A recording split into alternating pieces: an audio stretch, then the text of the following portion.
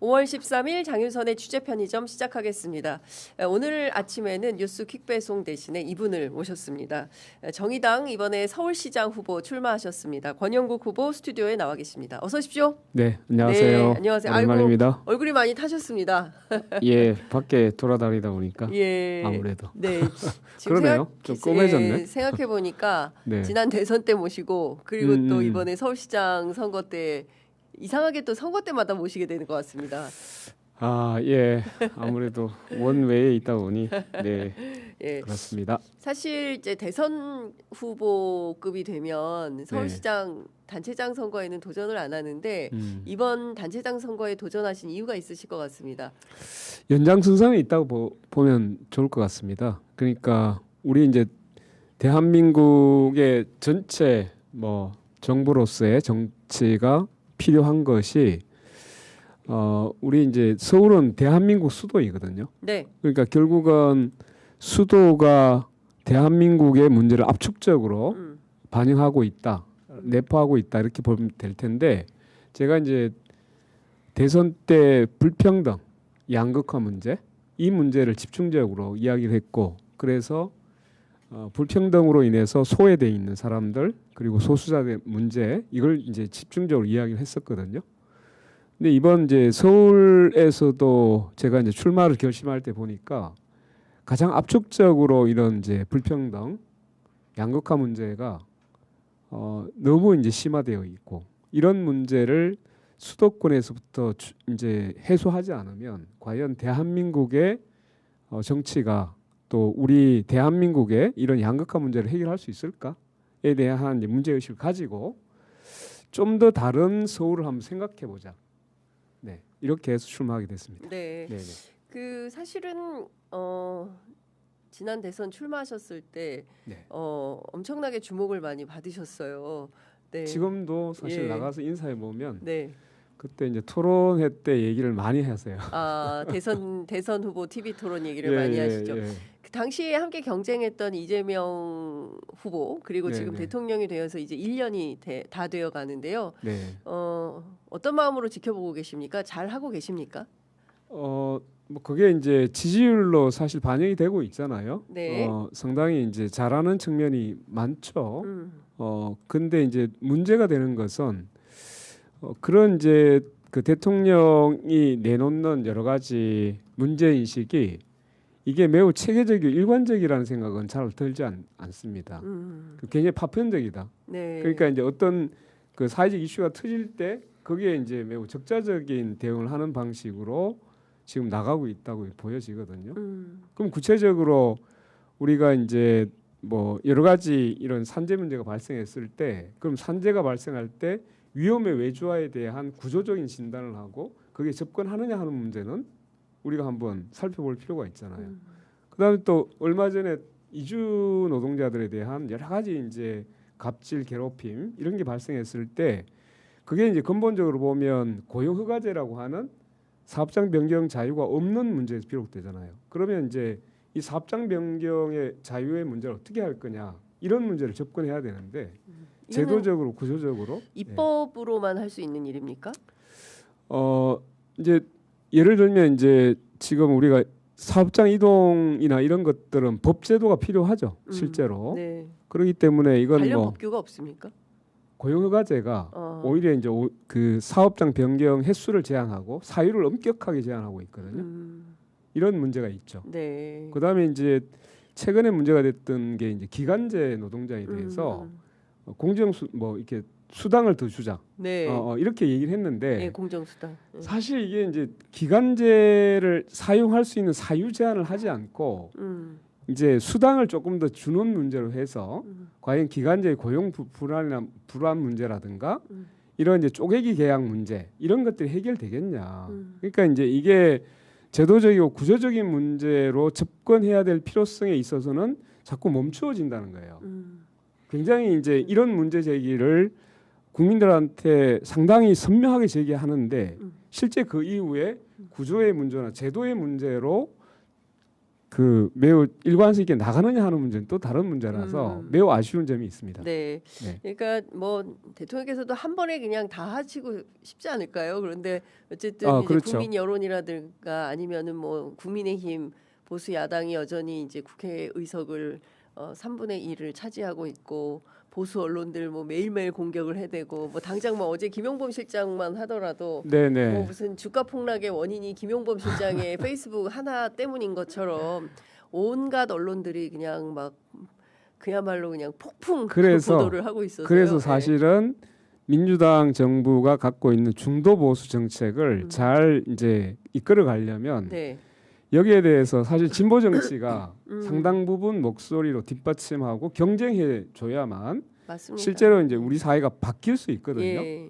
근데 이제 진보가 많이 비어 있습니다. 사실은. 네, 맞습니다. 그러니까 하여튼 뭐 민주당과 이재명 정부의 기본 노선이 중도 보수적인 측면이 있기 때문에 네네. 이제 과거의 문재인 정부하고는 또 다른 측면에서 진보의 영역이 많이 비어 있어서 이거를 어떻게 꼼꼼히 채울 거냐가 굉장히 이제 중요한 과제이실 것 같은데요. 네. 우선 어제 서울시 광화문 광장에 설치된 감사의 정원 앞에 직접 다녀오셨다고 들었어요. 예, 제가 어제 가서 이제 기자회견도 하시고, 예, 기자회견 이제 제가 1인 시위 한다고 예, 보도 자료를 내긴 했는데 마침 이제 거기 민족문제연구소하고 한글 그 이제 단체가 와서 네, 이 도대체 이제 그 세종대로 네.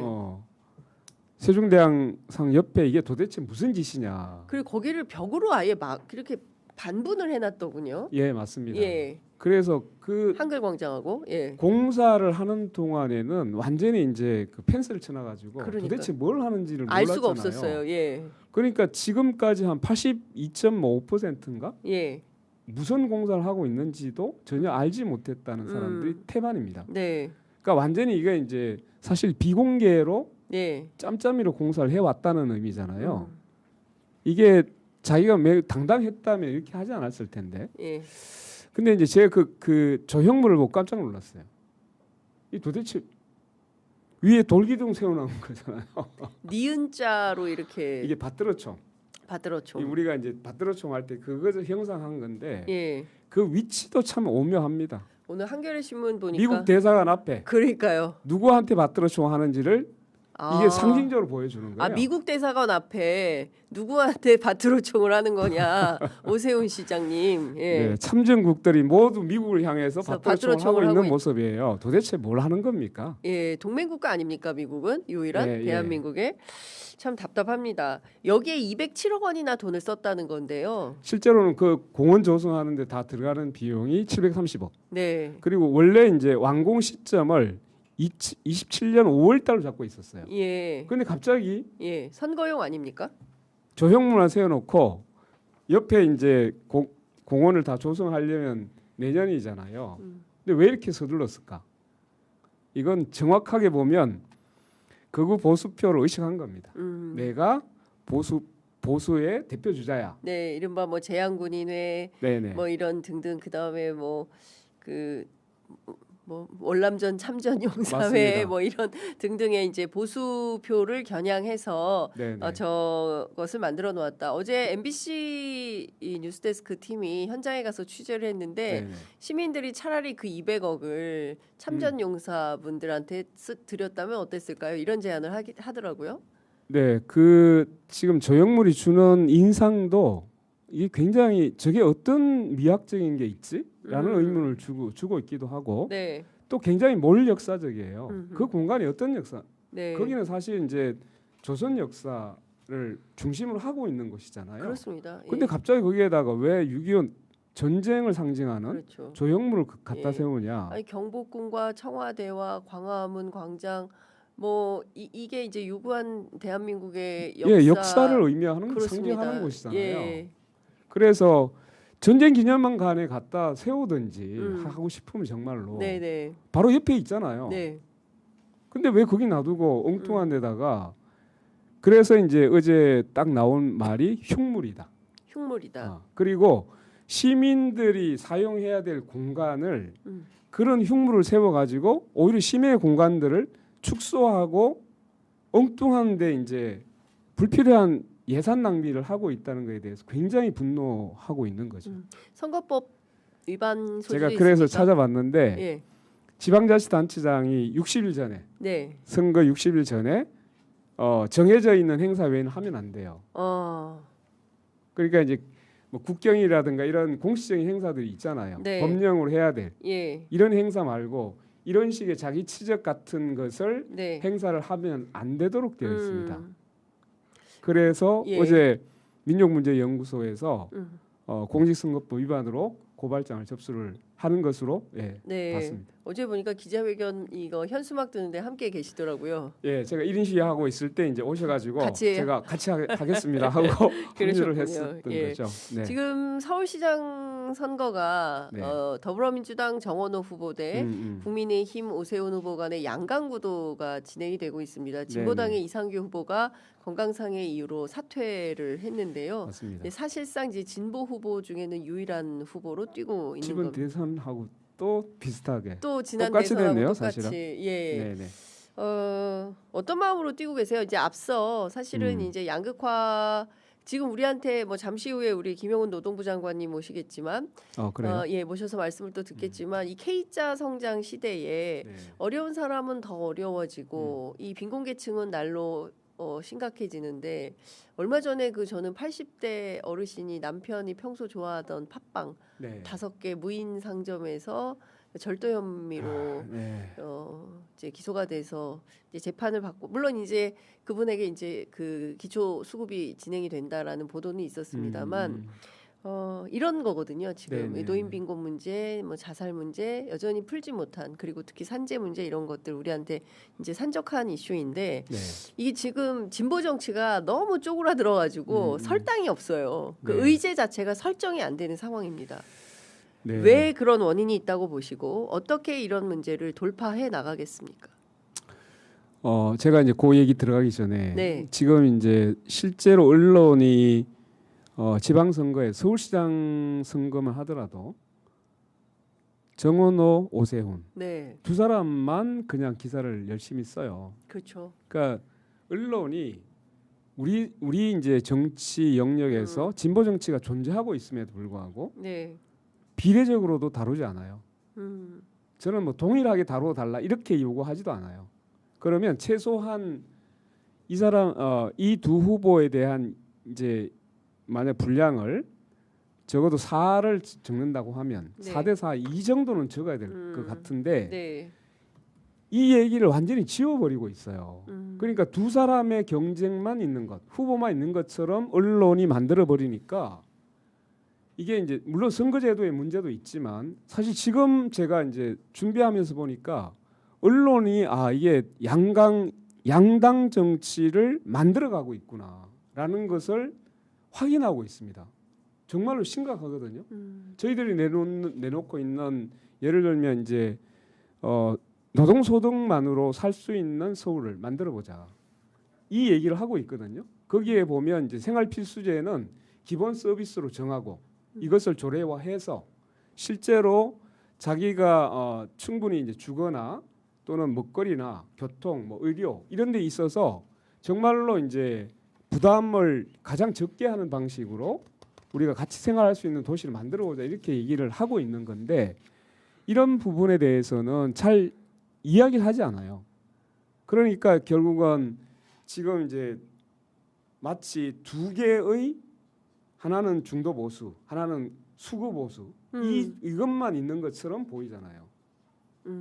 좀 더 저희 같은 매체들이 적극적으로 보도를 해야 되는데 네, 사실은 또 아마 언론들은 그럴 거예요. 그러니까 인기가 없다. 그러니까 지금 그 정의당 지지율이 잘 안 잡히고 있거든요. 여론조사상. 그러니까 그런 것도 좀 반영이 되고 또 한 네. 측면에서 보면은 미국 같으면 버니 샌더스라든가 뭐 맘다니 열풍이라든가 뭐 이런 네, 네. 새로운 현상이 있을 때 언론들이 이제 주목을 하게 되는데 현재의 정의당이 뭐 맘다니 열풍이라든가 뭐 버니 샌더스처럼 뭐 트럼프에 대해서 아주 강력하게 각을 세운다든가 이런 활동은 또 눈에 띄는 건 없지 않냐 하고 계시는데 저희들이 주목을 못하는 건지 송구합니다. 아닙니다. 예. 뭐 이제 그런 원인도 있겠죠. 그래서 이제 제가 말씀을 드린 것은 그래도 이제 좀 균형 있게 비례적으로 보도할 필요가 있다. 그 속에서 이제 사실 우리들의 이야기가 나올 수 있는데 네. 완전히 이제 거의 지어진 상태로 나오니까 사실 이제 두 개만 존재하는 것처럼 비치고 그러니까 양강 구도가 완전히 이제 그렇게 형성돼 가고 있는 예. 되게 안타까운 점이 있습니다. 예, 네네. 그렇군요. 어쨌든 저희들이 좀 더 적극적으로 보도를 하겠고 네. 그리고 또 안타까운 것은 댓글창에는 네. 저희들이 하고 있는 의지하고는 전혀 상관없는 얘기를 또 하고 계시니 어. 특별한 관심이 없는 것 같다라는 음, 면에서 참 음. 안타깝습니다. 다만 네. 노동소득만으로 서울을 살 수 있게 하려면 전국 균형 발전이 만들어져서 서울 인구가 한 500만으로 줄어들면 될 것 같습니다. 그러니까 현실적이지 않다 이런 주장을 하시는 건데요. 어떻게 아, 현실로 가능하게 만드실 수 있겠습니까? 그러니까 이제 우리가 두 가지인데 하나는 적정 서울. 더 이상 이제 과밀화되고 자꾸만 수도권 일각 체제를 지향하는 거에서 이제 전면적으로 전환이 필요하다. 그래서 이제 지금 헌법에도 지역 균형 발전 의무 조항을 집어넣자고 이번에 했었잖아요. 네. 그러니까 서울만이 팽창하는 그리고 과밀화되고 발전하는 이런 방식이 아니라 어떻게 하면 지역하고 균형 잡힌 발전을 도모할 거냐라는 예, 정부에서 추진하고 있는 5국 3특이 그 제도 아닙니까? 이제 뭐 그걸 포함해 가지고 예. 실제로 이제 균형 발전을 어떻게 할 거냐 하는 것을 이번 지방선거에서 매우 고민을 해야 된다. 그리고 또 하나는 서울 내에서의 이 불평등과 양극화 문제를 어떻게 해소해 나갈 거냐. 예. 여기서 핵심은 지금 이제 서울에서 가장 그 청년이나 1인 가구가 뭐 거의 한 40% 육박해 가고 있잖아요. 그러니까 이런 과정에 제일 지금 어려워하는 게 주택하고 주거 문제잖아요. 네. 물론 이제 교통 대란도 있고 하지만 근데 이 이제 그래서 부동산 뭐 주택 이 문제가 이번 이제 지방선거에서도 매우 이제 중요한 핵심 의제로 떠오르고 있잖아요. 네. 여기에서 사실 이제 저희들은 그동안 소유 중심 네. 주택 정책을 계속 고집해 왔던 거거든요. 그러니까 소유 중심이 되다 보니까 물론 이제 안정적인 주거를 이제 희망하기 때문에 자가 소유를 사람들이 선호하게 됐죠. 네. 만약에 이렇게 이제 생각을 바꿔보죠. 세입자가 20년, 30년 안정적으로 주거할 수 있는 예. 거주 중심의 주거 중심의 정책으로 전환해 왔다면 어땠을까라는 생각을 가지게 되는 거죠. 아, 근데 이거는 이미 너무 오래된 이슈라서 지금 현실에는 네네. 조금 어떻게 하면은 이제 그러니까 이를테면 20년, 30년을 살고도 그 다음엔 또 대책이 없지 않습니까? 30년 이후에는 또 어디로 가나? 그래서 이제 네. 우리가 기본적으로 세입자 중심의 이제 주거 정책으로 가야 된다라고 말씀하시는 것은 네. 이제 그 독일이나 우리가 이제 네덜란드 이런 사례에 대해서 볼 수 있는데 예.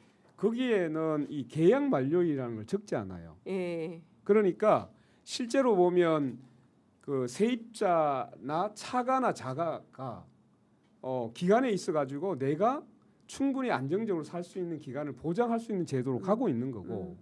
근데 그게 이제 그래서 공공임대주택을 실제로 20%까지 확장을 하자라고 네. 주장하는 이유 중에 하나이기도 하고. 그다음에 이제 계속 거주권이라고 하는 것을 굳이 내가 집을 사지 않더라도 네. 차가라 하더라도 내가 살고 싶을 만큼의 오랜 기간 동안 살 수 있도록 이런 이제 거주권을 어떻게 보좌할 거냐 이 문제거든요. 네. 근데 이 얘기를 잘 안 듣죠. 제가 한마디 말씀을 드리는 것은 지금 이제 모두가 집을 자가 소유 중심으로 정책을 펴요. 과연 이게 부동산 문제가 해결될까요? 제가 이렇게 지적하면 돼요. 집을 갖고 있지 않은 사람은 네. 집값이 내리길 바래요. 근데 집을 갖고 난 뒤에는 어떻게 될까요? 집값이 오르길 오르길 바라겠죠. 바라죠. 예. 그래서 자가 소유 중심의 주택 정책은 성공할 수가 없다. 결국은 집을 안 가졌을 때와 집을 네. 가지고 난 이후에 완전히 그 심리 상태가 달라지는 거거든요. 네, 그렇죠. 그래서 누구나 다 그냥 차가가 됐든 자가가 됐든 내가 살고 싶은 만큼 오랫동안 네. 장기적으로 안정적으로 생활할 수 있는 주거 정책으로 가야 한다. 네.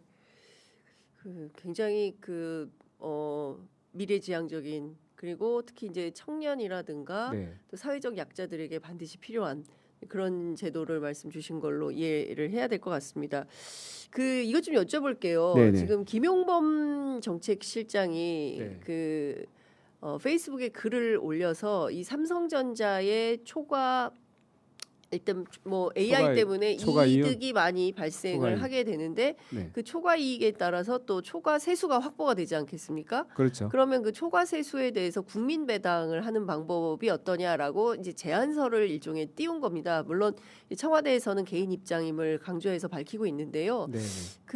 이런 김용범 실장의 글에 대해서는 어떻게 판단하십니까?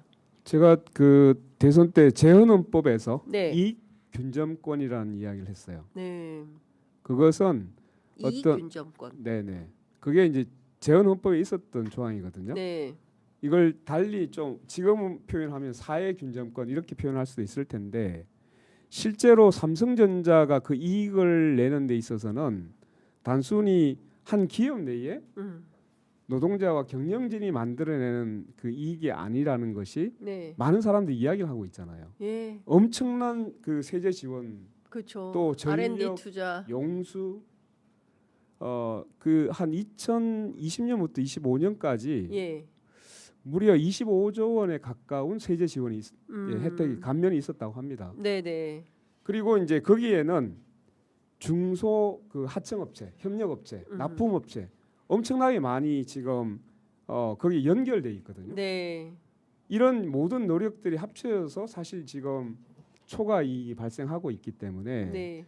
그러면 그 이익을 어떤 식으로 제대로 이제 배분할 거냐 하는 문제가 반드시 나올 수밖에 없어요. 그렇습니다. 예. 그러면 청와대 정책실장으로서 당연히 그 고민을 이익을 공유하자라고 하는 공론화를 이야기한 것은 매우 당연한 거죠. 청와대 실장의 그런 주장은 너무 당연한 거다. 네네. 예. 근데 왜 이렇게 대한민국 언론은 너 때문에 주가 떨어졌어 책임져. 심지어 국민의힘에서는 공산당 배급제냐 뭐 이런 주장까지 하고 있습니다. 어떻게 보십니까? 초과 이익을 그 기여한 사람들한테 같이 매우 비례적으로 예. 또 합리적으로 배분하는 것이 네. 복지국가의 기본 철학입니다.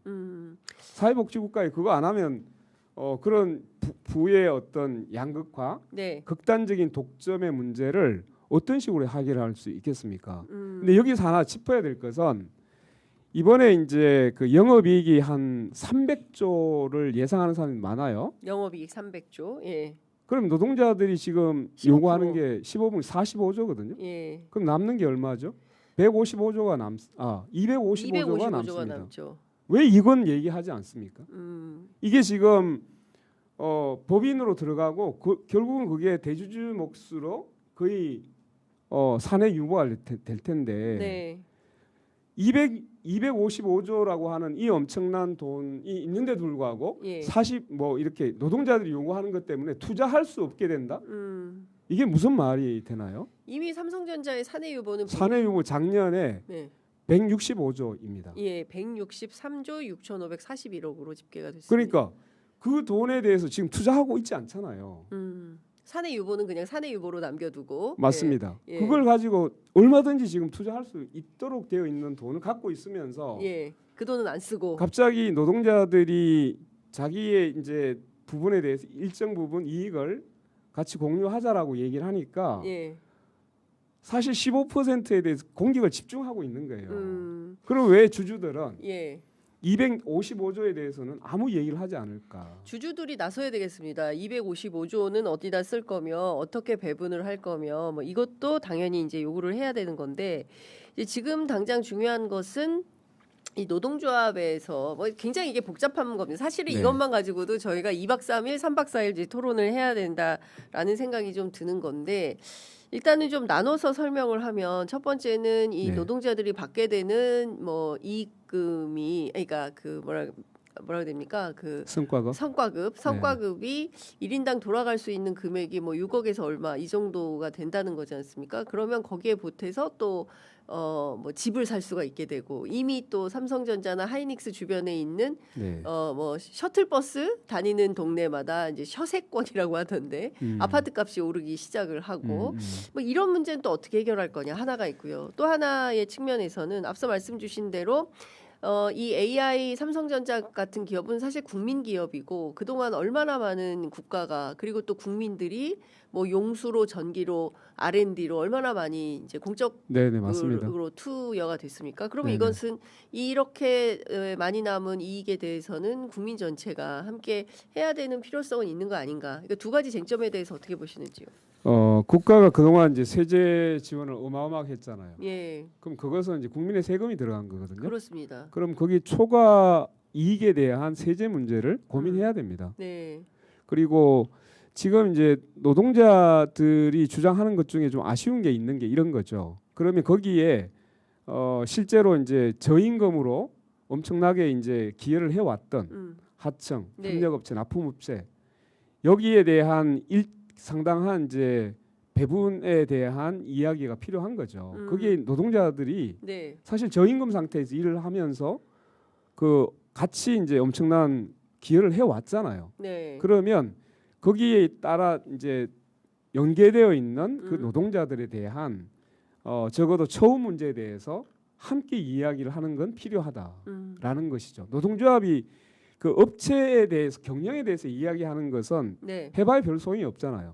그런데 하청이나 납품업체의 노동자들의 처우를 네. 개선하고 예. 여기에 대해서 일정한 이익을 그 처우 개선에 사용할 수 있도록 예. 그 요구 사항이 들어갈 수 있었으면 하는 굉장한 큰 바람이 있는 거죠. 네. 그렇게 가야 된다. 그리고 이제 나머지 그 실제 경영진이 지금 뭐 사내 유보 또는 갖고 있는 어마어마한 그 영업 이익에 대해서는 이걸 이제 사실 세제 문제를 가지고 접근해야 될 필요가 있다라는 겁니다. 네. 그 사실은 할 얘기가 너무 많은데 벌써 58분 지나고 네, 있어서 그렇군요. 이제 선거 이야기를 조금 더 해봐야 될 것 같습니다. 네네. 예를 들어서 정의당이 이번 선거에서 3%를 얻지 못하면 어떻게 되는 겁니까? 뭐 지금 이제 3% 조항이 사실 지난 총선에 국회의원 선거에서 봉쇄 조항이 위헌이다 이런 결정이 있었죠. 네. 이번에 지방선거에도 역시 비례에 있어서 5% 봉쇄 조항이 있습니다. 네. 이제 위헌 그 헌법 소송을 제기를 했는데 예. 현재는 아직 결정을 하고 있지 않습니다. 그러니까 사실 이제 3%냐 뭐 5%냐 이런 것은 매우 인위적인 기준이긴 하죠. 그게 뭐 있다고 해서 사실 진보 정치나 이런 게 사라지는 건 아닌데 네. 여러 이제 제도적인 불이익이 굉장히 많죠. 지금 우려하는 것처럼 3% 득표를 하지 못하면 이제 TV 출연이나 이런 것들이 초청 대상이 안 되겠죠. 네. 근데 이번까지는 제가 이제 서울시장 후보로서 네. 출전을 합니다. TV 손에 나가게 되는데 이제 진보 정치를 사실 이제 일정하게 우리가 정치적 균형, 예. 정치 구도의 균형을 잡기 위해서는 반드시 필요하다는 말씀을 꼭 드리고 싶었던 이유가 이제 사실 이런 이제 밀려나고 가려지는 목소리, 배제되는 목소리들을 매우 강력하게 이야기를 해야 되거든요. 네. 그리고 아까 이제 성장을 얘기할 때 분배를 이야기할 수 있는 정치 세력이 계속 지워져서는 안 된다라는 말씀을 꼭 드리고 싶었던 이유죠. 네. 네. 아, 참 그 정의당에 함께 하시는 분들 그리고 또 지지하시는 분들 사실은 이제 네. 최근 이런 분위기에서 진보의 목소리가 너무 줄어들고 또 심지어 진보 언론조차도 요 진보 정당들의 목소리가 잘 다뤄지지 않는 데에 대해서 굉장히 안타까워하시고 요구도 하시고 하지만 네. 참 많은 어려움이 있는 것 같다. 좀 새로운 그 활력 진보 정치, 진보 정당에 이제 새로운 활력을 좀 넣기 위해서 의제도 신선하고 활동도 신선하고 대중의 네. 주목을 많이 받는 이제 그런 역사를 새로 써 나가시기를 좀 당부드리겠습니다. 끝으로 한 말씀 듣고 마무리하겠습니다. 네, 이제 실제로 제가 선거 운동을 하기 위해서 현장을 나가 보면 상당히 많은 분들이 실제 이제 진보 정치를 제가 주장했던 그리고 이제 우리 삶 자체를 바꾸자고 하는 그 주장에 대해서 굉장히 이제 공감해 주신 분들이 많이 있습니다. 그래서 우리가 이번에 얘기한 것처럼 정말로 노동이 존중을 받고 노동 가치가 그리고 서울이 그 생활 필수제 이런 것들 때문에 사실 주거나 교통이나 의료 때문에 고통받지 않는 그 도시를 만들자. 대한민국을 만들기 위해서는 이번 지방선거에서 진보 정치의 그 이 많은 지지도 함께 필요하다는 말씀 꼭 드리고 싶습니다. 네. 네. 조동희님께서 정의당은 왜 불렀냐 뭐 이렇게 비판하셨는데요. 이런 말씀이 귀감이 되기 때문에 그렇습니다. 저희 취재 편의점 같은 매체가 더욱더 적극적으로 진보 정치의 목소리에 귀 기울이지 않는다면 어디서 이런 말씀을 소중한 말씀을 듣겠습니까? 뉴욕에서 노미님께서 좌우로 갈라치기보다는 다 모든 정당들이 공존해서 다수의 의견이 드러나는 환경을 환영합니다라는 의견. 도목나님께서는 소수 정당을 키워야 하는데요. 다양한 의견들이 필요한데 안타까운 현실입니다. 후보님 어려운 시기에도 힘내시기 바랍니다. 화이팅 하시기 바랍니다. 네, 이런 의견들 응원의 댓글들 들어오고 있다는 말씀도 함께 드리겠습니다. 오늘 말씀 여기까지 듣겠습니다. 네네, 고맙습니다. 고맙습니다.